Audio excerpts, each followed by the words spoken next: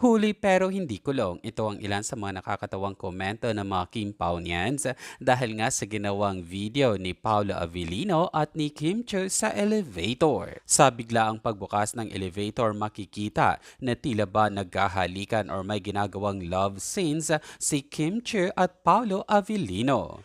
Nangyari ang lahat sa araw ng kasal ni Angeline Quinto na dinaluhan rin ito ng malalapit pang kaibigan ng naturang singer. Samantala, dahil sa video ito sa elevator ni Kim Cho at Paula Avellino at ilang pang mga larawang patuloy na kumakalat sa mundo ng social media, tila ba di umano ay tama nga ang hinala ng mga Kim Paunians na meron ng namumuong magandang relasyon sa dalawa. Para sa balitang ito, ano ang komento mo? Just leave your comment below.